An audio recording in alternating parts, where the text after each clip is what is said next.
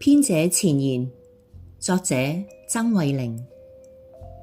天生我材必有用，我對呢句話深表認同。今期封面嘅圖畫係出自一位89歲婆婆嘅手筆，佢叫黃慧芳。喺上一期，即係第18期嘅向東望介紹過佢。黃婆婆今年先至領洗入教，佢好鍾意畫畫，作品都別具風格，構圖美觀，充滿活力，令人好難想象係一位年近90歲嘅長者嘅作品。黃婆婆唔識字，冇讀過書，就連揸筆嘅方法都唔識。以前佢鍾意喺手機玩打麻雀遊戲，後嚟得到家人嘅鼓勵，就去聖公會嗰度學畫畫。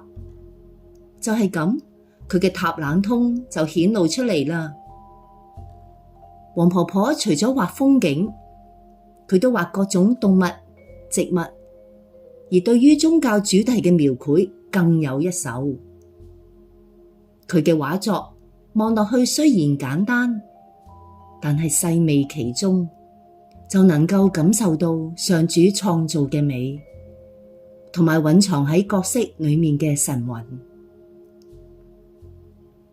我哋係天主創造嘅，係受造物，當然有限制，不過都一定有天主賜俾我哋嘅塔冷通，即係各種才華。塔冷通既然係天主所賜予嘅，就唔會有時間同常規嘅限制。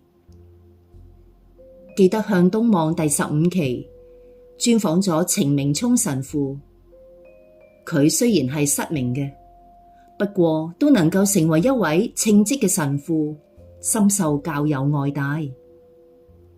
而黃婆婆晚年先至顯露畫畫天分，佢冇高深嘅信仰知識，但係能夠以畫作讚美同光榮造物主。以上兩個例子係唔係都話俾我哋聽，塔冷通能夠打破個人嘅限制呢？不妨諗一諗，你嘅塔冷通係啲乜嘢？假如仲未出現，就要用心發掘，好好發揮。喺主內，你一定能夠再創一番新嘅事業，令生命更富姿彩。